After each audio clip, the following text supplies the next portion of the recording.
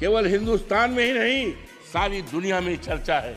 ये मर्यादा पुरुषोत्तम राम की धरती है, वहाँ की मर्यादा को तोड़ा गया है। कहीं पर भी अयोध्या का नाम नहीं है, कीचड़ भरा है, इतनी गंदगी है कि लगता है सारी दुनिया की गंदगी अयोध्या में आ गई है। गरीबों को, किसानों को पैसा नहीं दिया गया, बाहरी लोगों को बसाने का काम किया है। मैं आपके प्रति बहुत ही आभारी हूँ कि आपने दुनिया के विशालतम लोकतंत्र के मंदिर में मुझे अपना विचार रखने का मौका दिया है। मैं आपके प्रति बहुत ही आभारी हूँ और आज इस आदरणीय सदन में उन तमाम माननीय सदस्यों के प्रति आभार प्रकट करता हूँ, उनका अभिनंदन करता हूँ, स्वागत करता हूँ, बधाई देता हूँ जो आज इस महान सदन में अपने अपने क्षेत्रों से जीत के आए हैं।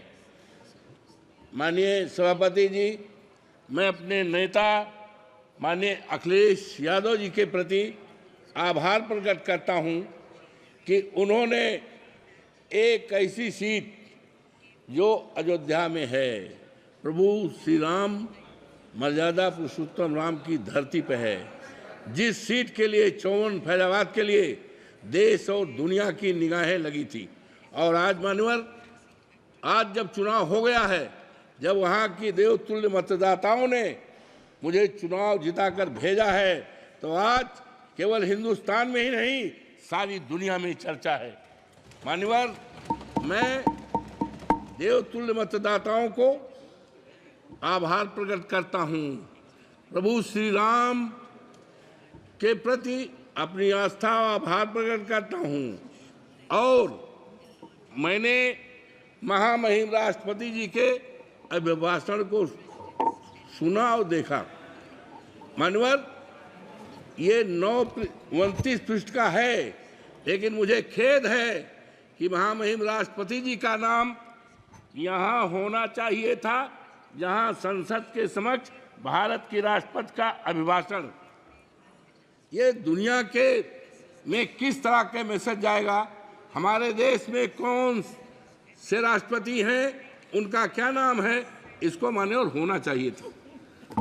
मान्यवर, मुझे बड़ा ही आश्चर्य हुआ जब ये 29 पेज के अभिभाषण में कहीं पर भी अयोध्या का नाम नहीं है, मर्यादा पुरुषोत्तम राम की धरती का नाम नहीं है, जहां से मर्यादा केवल अयोध्या में ही नहीं सारे देश में मर्यादा अंकित हुई है, उसका कहीं चित्रण नहीं है। मान्यवर, मुझे बड़ा ही अफसोस हुआ कि अभी परसों मैं गया था अयोध्या में, वहाँ की गलियों को देखा था, कीचड़ भरा है। और जहाँ पर हमारे देश के आदरणीय प्रधानमंत्री जी ने 6 महीने पहले एक रेलवे स्टेशन का जो अयोध्या के नाम है उसका उद्घाटन किया था। 150 से ज़्यादा बाउंड्री वाल है, ढह गई है। और सबसे दुखद पहलू है मान्यवर, सबसे दुखद पहलू है कि स्टेशन से आकर के केवल हिंदुस्तान के ही नहीं दुनिया के न जाने कितने लोग प्रभु राम श्री राम के मंदिर का दर्शन करने के लिए जाते हैं। 1 किलोमीटर की सड़क है, इतनी गंदगी है कि लगता है सारी दुनिया की गंदगी अयोध्या में आ गई है। अब कैसे कैसे लोग दर्शन करने के लिए जाते हैं, प्रभु राम के मंदिर में जाएंगे तो सारी गंदगी को पैर से छप करके जाएंगे। और यही नहीं मान्यवर, मैं और आगे बढ़ा तो वहां पर जलायन एक अयोध्या का प्रभु श्री राम के मंदिर के पास का है जलायन मोहल्ला, पानी भरा है और इतना पानी भरा है।